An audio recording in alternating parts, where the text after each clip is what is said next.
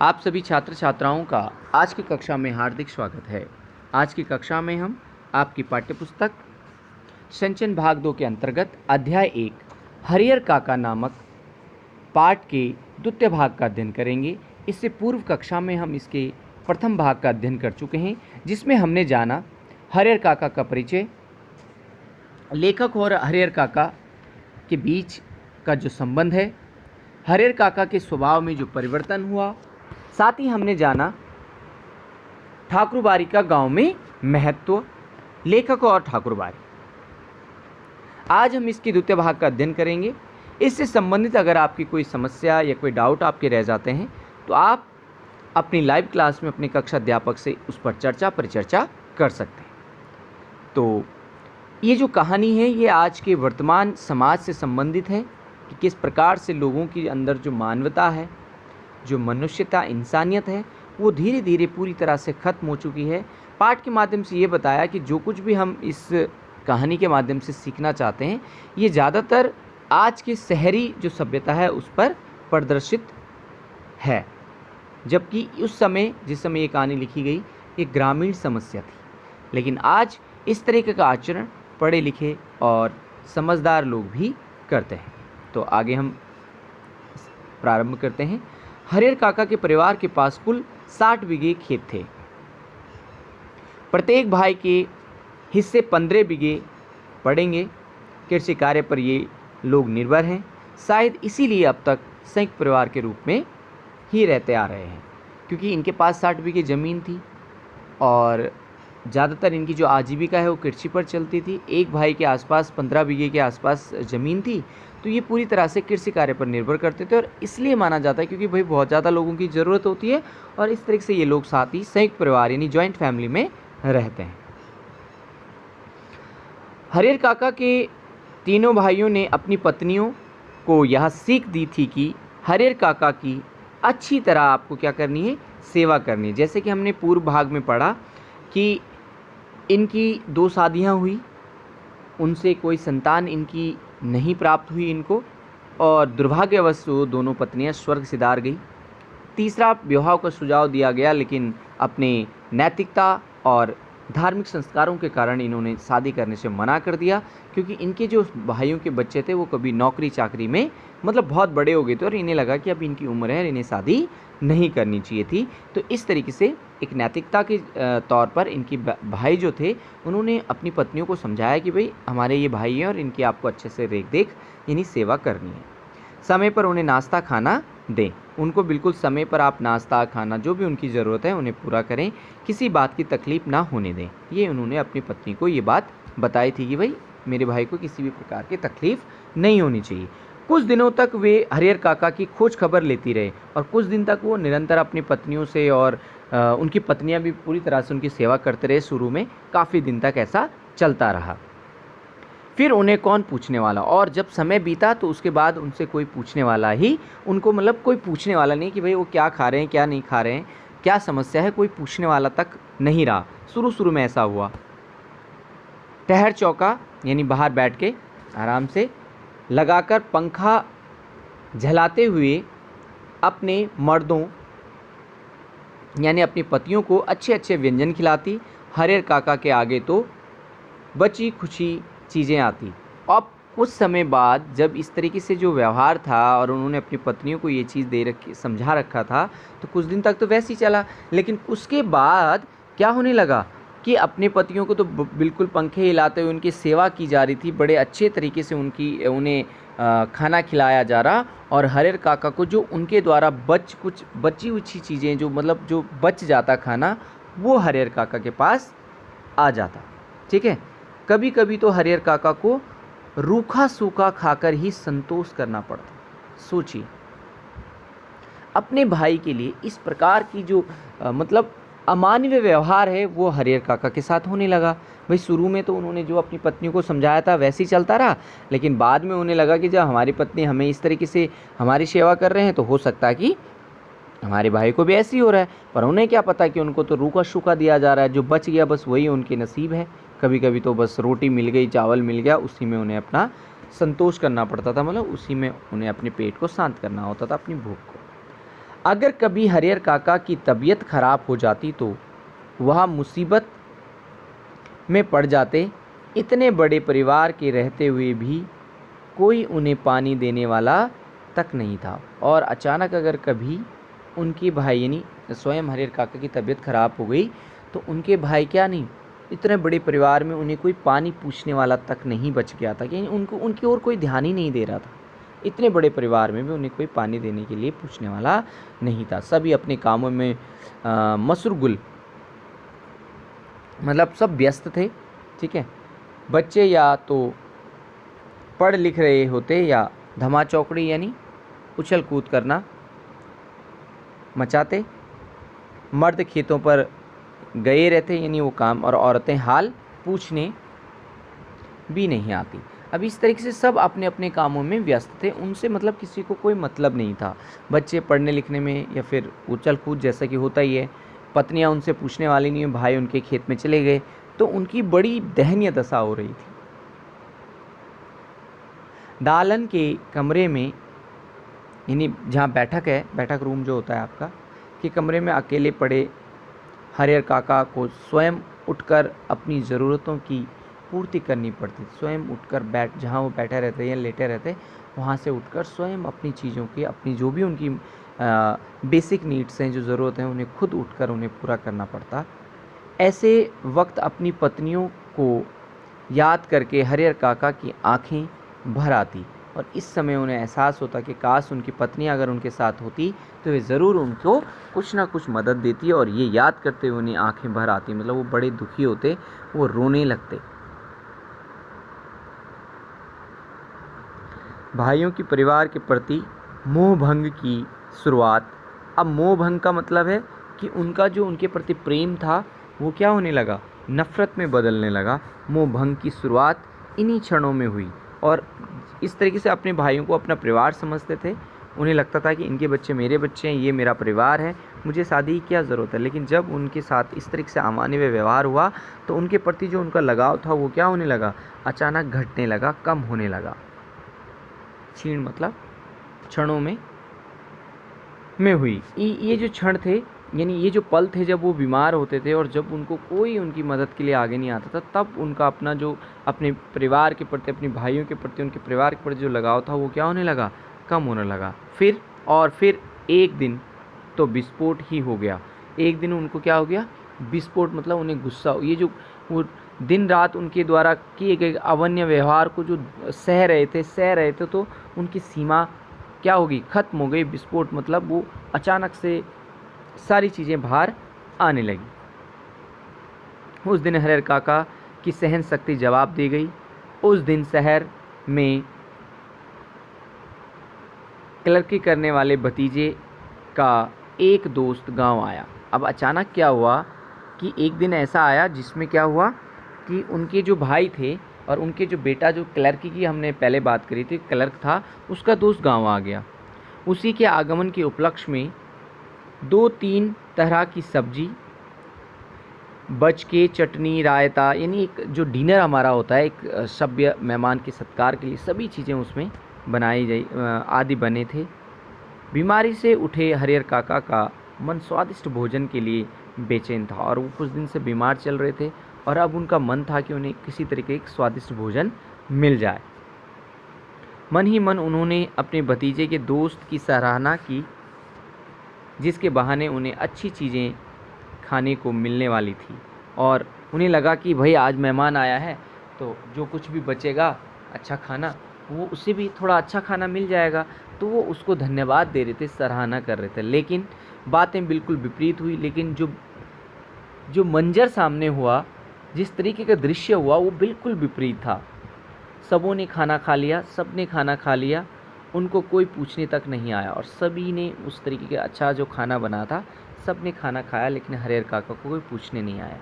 उनके तीनों भाई खाना खाकर खलियान में चले गए, यानी घूमने चले गए। दावनी हो रही थी और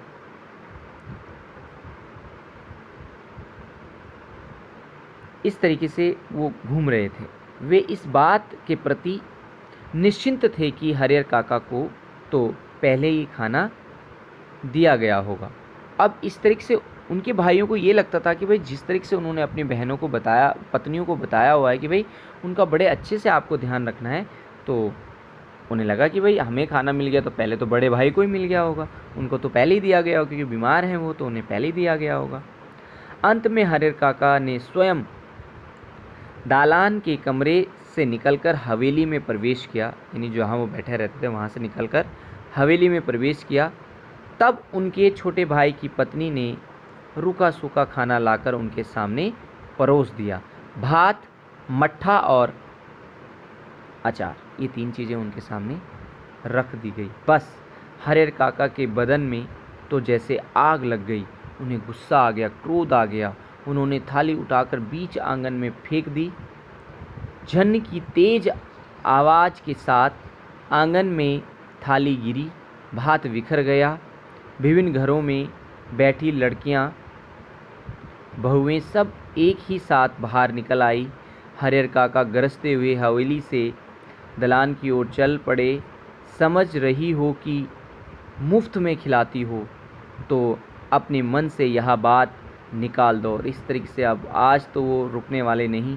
सारे दिनों की जो गुस्सा था वो बाहर निकला और वो कहने लगे कि तुम्हें ऐसा लगता कि तुम मुझे मुफ्त में खिला रही हो, कि ये अपने मन से ये बात निकाल दो। मेरे हिस्से के खेत की पैदावार इसी घर में आती है, उसमें तो मैं 2-4 नौकर रख लूँ। उन्होंने कहा कि जो मेरे हिस्से की 15 बीघे ज़मीन से जो अन्न आता है उसमें मैं अपने लिए नौकर चाकर रख सकता हूँ, आराम से खा सकता हूँ, तब भी कमी नहीं होगी। और मैं नौकरों के साथ भी अगर रहूँ तब भी मुझे किसी प्रकार की कमी नहीं होगी। इस तरीके का रूखा सूखा भोजन मुझे नहीं खाना पड़ेगा।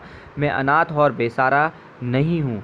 मेरे धन पर तो तुम सब मौज कर रहे हो, लेकिन अब मैं तुम सबको बताऊंगा आदि। और इस तरीके से वो पूरी तरह से भड़के और बताया, हिसाब बताया कि भाई तुम जो कर रहे हो वो गलत है, और मेरे पास जो कुछ है उसमें मैं बहुत सारी चीज़ें रख सकता हूँ, और तुम मुझे मुफ्त में नहीं खिला रहे हो, बल्कि तुम मेरे खेतों में जो कमाई होती है उससे तुम मौज कर रहे हो। हरिहर काका जिस वक्त यह सब बोल रहे थे, उस वक्त ठाकुरबाड़ी के पुजारी जी उनके दालान पर ही विराजमान थे, यानी उनके बैठक में ही क्या थे, विराजमान थे, मतलब वहीं पर थे। वार्षिक हुमाद, जो वहाँ पर हवन में प्रयुक्त होने वाली सामग्री जो होती है उसको कहते हैं हुमाद, के लिए वहाँ घी और शकील लेने आए थे। अब गांव के द्वारा जो वहाँ पर एक बढ़िया सा हवन करवाया जाता है तो उसमें सभी परिवार से क्या होता है, घी वगैरह और भी बहुत सारी चीज़ें जो हवन सामग्री के लिए चाहिए होती हैं उन्हें लेने आए थे। लौटकर उन्होंने महंत जी को विस्तार के साथ सारी बात बताई, और इस तरीके से वो वहीं पर बैठे थे, वो ले जा रहे थे, लेकिन वो वापस आए और विस्तार से महंत जी को विस्तार के साथ सारी बातें बताए। और वापस जब वो उस खाने फेंक कर वापस आए तो महंत जी को सारी बात उन्होंने बताया कि भाई मेरे साथ इस तरीके का व्यवहार हो रहा है, और मेरे पास ये सब चीज़ें, और ये खा रहे हैं, मस्त हैं, और मेरे साथ ऐसा व्यवहार, अमानवीय व्यवहार कर रहे हैं। उनके कान खड़े हो गए और महंत जी के कान खड़े हो गए।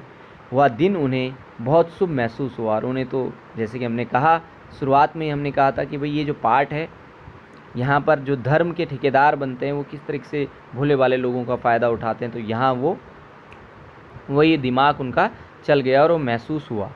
उस दिन को उन्होंने ऐसे ही गुजर जाने देना उचित नहीं समझा। उन्होंने कहा कि ये दिन बहुत अच्छा है और ये ऐसे नहीं गुजरना चाहिए, इसके लिए कुछ खास हमें करना चाहिए।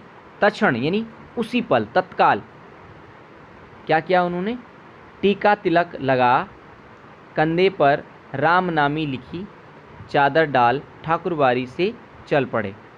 संयोग अच्छा था, हरिहर काका दालान तक नहीं जाना पड़ा, रास्ते में ही हरिहर मिल गए। अब जब ये सारी बातें महत जी को हरिहर काका ने सुनाई थी, तो जब वो वापस ठाकुरबाड़ी गए तो उन्हें लगा कि यार ये तो अच्छा मौका है। इस तरीके से हरिहर काका को मतलब ये दिन अच्छा है, शुभ लगा, और उन्होंने कहा कि इसको ऐसे नहीं जाना चाहिए, इसे तो पूरी तरह से मुझे अपने कब्जे में करना चाहिए और हरिहर काका की मजबूरी का फ़ायदा उठाना चाहिए। और अपना वही भाई आडंबर रखा, तिलक लगाया और नाम राम के वस्त्र पहने। इसीलिए तो कहते हैं अभी आप आगे हम चैप्टर पढ़ेंगे तो कबीरदास, रैदास, रहीमदास, उन्होंने बड़े अच्छे से इन चीज़ों को कबीरदास ने 8th में भी आपने पढ़ा होगा कि बहुत अच्छे से ये बात समझाई है कि भाई आडंबर से, तिलक लगाने से या फिर राम नाम छपे वस्त्र पहनने से आप क्या नहीं हो सकते, धर्मी नहीं हो सकते या फिर महात्मा नहीं हो सकते। अब वो मंदिर से चले और महन जी मतलब हरिहर काका को मिलने पहुँचे कि भाई उनको मैं अपने उसमें लेता हूँ, कब्जे में लेता हूँ। तो दालान तक जाने की ज़रूरत नहीं पड़ी क्योंकि उन्हें हरिहर काका रास्ते में मिल गए। गुस्से में घर से निकल वह खलियान की ओर जा रहे थे और वो घर से गुस्से में निकले थे क्योंकि उनको तो इस तरीके से अपमानित होना पड़ा। भाई उन्हें बीमार थे, उन्हें लगा कि आज मुझे अच्छा खाना मिलेगा, और नहीं मिला तो गुस्से में तो थे ही। लेकिन महन जी ने उन्हें खलियान की ओर नहीं जाने दिया। उन्होंने उन्हें जाने ही नहीं दिया कि तुम आगे जाओ, घूमने जाओ, ग्राउंड में जाओ। उन्होंने ऐसे होने ही नहीं दिया। ठीक है। अपने साथ ठाकुरबाड़ी पर लेते आए। उन्होंने उनको बोला कि चलो भाई ठाकुरबाड़ी का महत्व तो हम पहले ही पढ़ चुके हैं। तो हरिहर काका ठाकुरबाड़ी आए। फिर एकांत कमरे में उन्हें बिठाया, खूब प्रेम से समझाने लगे, हरिहर काका यहाँ कोई किसी का नहीं है। और जिस तरीके से लोग बेवकूफ़ बनाते हैं अपनी बातों से, तो इसी तरीके से हरिहर काका को भी बताने लगे कि यहाँ कोई किसी का नहीं, यहाँ कोई किसी का नहीं है। सब माया का बंधन है, यानी सब पैसे का है। सबको तब तक आपके हैं जब तक आपके पास पैसा है। माया मतलब पैसा है, उसी का बंधन है, बाकी कुछ नहीं है। तू तो धार्मिक प्रवृत्ति का आदमी है, और कहते हैं कि तुम तो धार्मिक व्यक्ति हो, है ना। धार्मिक प्रवृत्ति मतलब धर्म की ओर झुकाव, सच्चाई का साथ देना, किसी को परेशान न करना, किसी को दुखी मत करना, किसी को कष्ट न पहुंचाना, किसी को धोखा न देना, ये धार्मिक प्रवृत्ति होता है। मैं समझ नहीं पा रहा हूँ कि तुम इस बंधन में कैसे फंस गए हो। और वो कहते हैं कि तुम ये जो नश्वर है, यहाँ सब ने मर जाना है, तुम इतने समझदार धार्मिक होते हुए भी तुम इन सारे बंधनों में कैसे बंध गए हो। ईश्वर में भक्ति लगाओ, तुम्हें ईश्वर की सेवा करनी चाहिए, ईश्वर में मन लगाना चाहिए। उसके सिवाय कोई तुम्हारा अपना नहीं है, और उसके अलावा कोई इस संसार में तुम्हारा कोई नहीं, उस ईश्वर के अलावा उसका ध्यान लगाओ। पत्नी, बेटे, भाई, बंधु सब स्वार्थ के साथी होते हैं। उन्होंने कहा कि इस दुनिया में जो भी हमारा संबंध है वे सभी स्वार्थी हैं। जिन दिन उन्हें लगेगा कि तुमसे उनका स्वार्थ सदने वाला नहीं, यानी जिस दिन उन्हें लगेगा कि तुमसे उनका स्वार्थ की पूर्ति नहीं हो सकती, यानी उन्हें कोई फ़ायदा नहीं होने वाला, उस दिन वे तुम्हें पूछने तक नहीं आएंगे। उस दिन से वो आपको पूछना बंद कर देंगे। और यही मतलबी दुनिया का बात कही जाती है आजकल, शहर में तो आपको देखना ही है। इसलिए ज्ञानी, संत, महात्मा ईश्वर के सिवाय किसी और में प्रेम नहीं लगाते। उन्होंने कहा कि इसलिए जितने भी समझदार लोग हैं वे कभी ये इस तरीके के बंधनों में नहीं बनते।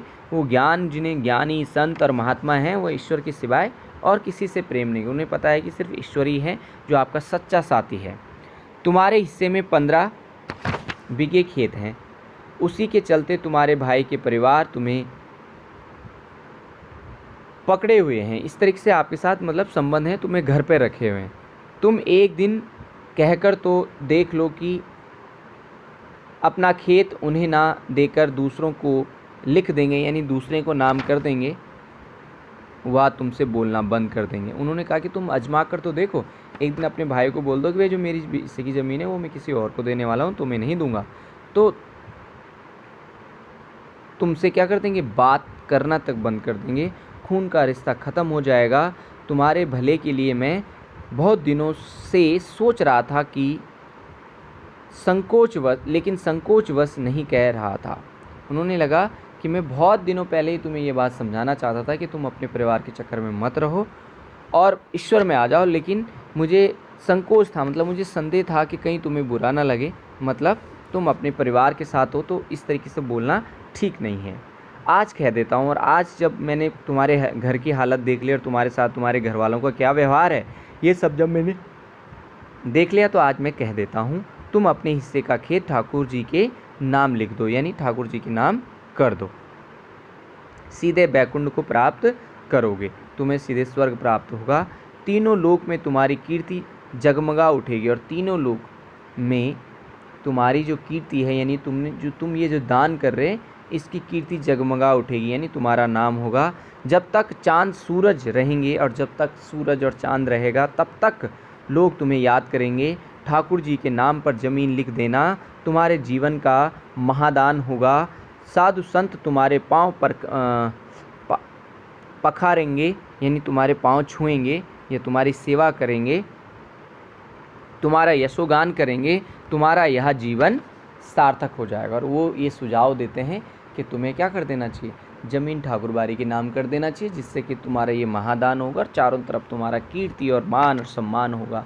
बड़े बड़े संत महात्मा तुम्हारे पाँव छुएंगे। इस तरीके का लालच उन्हें देते हैं। अपनी शेष ज़िंदगी तुम इसी ठाकुर बारी में गुजारना, तुम्हें किसी चीज़ की कमी नहीं होगी। एक मांगोगे तो 4 हाजिर किए जाएंगी, यानी यहाँ तुम रहोगे तो फिर भाई तुम इतना बड़ा दान करोगे तो तुम यहाँ पर संत कहलाओगे, है ना। और संत कहलाओगे तो तुम्हारी सेवा में यहाँ नौकर चाकर, एक की बात करोगे 4 हाजिर हो जाएंगे। हम तुम्हें सिर आँखों पर उठा कर रखेंगे, हम तुम्हारी खूब सेवा करेंगे, क्योंकि ये बहुत बड़ा काम है। हम तुम्हें सिर आँखों पर रखेंगे, यानी बहुत मान सम्मान तुम्हें देंगे। ठाकुर जी के साथ साथ तुम्हारी आरती भी लगाएंगे, और साथ ही साथ तुम्हारी भी आरती लगाएंगे जब प्रभु की आरती लगाएंगे। भाई का परिवार तुम्हारे लिए कुछ नहीं करेगा, और जो तुम्हारा भाइयों के परिवार हैं वो तुम्हारे लिए कुछ नहीं करने वाला। पता नहीं पूर्व जन्म में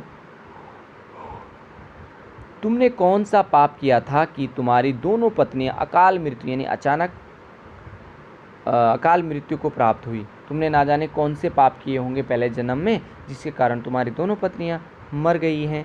तुमने औलाद का मुंह तक नहीं देखा, तुम्हें पुत्र प्राप्ति तक नहीं हुई, यानी तुम्हें कोई पुत्र का सुख नहीं मिला, उसका मुंह तक तुम्हें देखने को नहीं मिला। अपना यह जन्म मुंह तक नसीब नहीं हुआ, मतलब तुम्हें पुत्र तक नहीं हुआ, पत्नी भी चली गई। अपना यह जन्म तुम अकारत यानी बेकार ना जाने दो, मतलब बिना बेकार मत जाने दो, क्योंकि पत्नी हुई, परिवार नहीं मिला, सुख नहीं मिला। तो ये अच्छा मौका है कि भगवान की सेवा में ये महादान करो, इसे व्यर्थ मत जाने दो। ईश्वर को एक बार भर दोगे तो 10 बार पाओगे। अगर तुम एक बार दान करोगे तो तुम्हें वो 10 बार वापस मिलेगा। मैं अपने लिए तो तुमसे मांग नहीं रहा हूँ, और मैं स्वयं के लिए भी तुमसे नहीं मांग रहा हूँ। तुम्हारा यह लोक और परलोक दोनों बन जाए, इसकी राह में तुम्हें बता रहा हूँ। मैं तुम्हारे भले के लिए कह रहा हूँ कि ताकि तुम्हारा ये जन्म भी अच्छा रहे, यानी यहाँ भी तुम्हें अच्छी से सेवा हुई, और दूसरे भी जब जाओगे तो तुमने इतना बड़ा दान किया है तो वहाँ भी तुम्हारा यशोगान होगा। ठीक है, तो इस तरीके से वो समझाते हैं। हरिहर काका देर तक महत जी की बातें सुनते रहे। महत जी की बातें उनके मन में बैठती जा रही थी, और उन्हें भी इस बात पर विश्वास हो रहा था, उन्हें भी अच्छी लग रही थी। भी जैसे हमने बताया ठाकुर बारी का बहुत बड़ा महत्व है। ठीक ही तो कह रहे हैं महंत जी, कौन किसका है। 15 बीघे खेत की फसल भाइयों के परिवार को देते हैं तब तो कोई पूछता नहीं, अगर कुछ ना दें तो क्या हालत होगी। इतना सारा उनको मिलता है तब वो मेरी नहीं देख रहे हैं, अगर मैं उन्हें कुछ नहीं दूंगा तो मेरी हालत क्या होगी, मैं खुद ही समझ सकता हूँ। उनके जीवन में तो यह स्थिति है, मरने के बाद कौन उन्हें याद करेगा। उन्होंने कहा कि अभी मुझे नहीं पूछ रहे हैं, जब मैं मर जाऊंगा तो कौन से मेरे भाई लोग मुझे याद करने वाले हैं। सीधे सीधे उनके खेत हड़पे जाएंगे। उन्हें भी इस बात का एहसास हो रहा था कि कुछ नहीं होने वाला, अभी नहीं पूछ रहे तो तब कौन पूछेगा। मेरे खेत उनके नाम हड़प जाएंगे, मतलब वो कब्जे कर लेंगे। ठाकुर जी के नाम लिख देंगे तो पुश्तों तक लोग उन्हें याद रखेंगे, यानी कई पीढ़ियों तक उन्हें याद रखा जाएगा अगर वो दान करते हैं। अब तक के जीवन में तो ईश्वर के लिए उन्होंने कुछ नहीं किया, अंतिम समय में तो यह बड़ा पुण्य कमा लेंगे। और उन्होंने कहा कि ये एक अच्छा काम है, मैंने आज तक ईश्वर के लिए तो कुछ नहीं किया, तो ये बहुत बड़ी पुण्य का काम होगा मेरे लिए, धर्म का काम होगा। लेकिन यह सोचते हुए भी हरिहर काका का मुंह खुल नहीं रहा था कि भाई का परिवार तो अपना ही होता है, उनको ना देकर ठाकुर बारी में दे देना उनके साथ धोखा और विश्वासघात होगा। और ये मतलब वो दुविधा में थे। वो महात्मा जी ने जब उन्हें, महत जी ने जब उन्हें समझाया तो उन्हें लगा कि हाँ उन्हें ऐसा कर देना चाहिए और ठीक कह रहे हैं। लेकिन फिर उन्हें लगा कि नहीं, ठाकुर बारी के नाम अगर मैं ज़मीन करता हूँ तो वो भी तो मेरे भाई का परिवार, मतलब मेरा परिवार है, तो उनके साथ भी धोखा हो जाएगा। ठीक है, तो इस तरीके से इसका शेष भाग हम अगली कक्षा में करेंगे। इससे संबंधित आपकी जो भी समस्या हो वो आप अपनी लाइव क्लास में आप पूछ सकते हैं। उम्मीद करता हूँ आपको बेहतर समझ में आया होगा। धन्यवाद।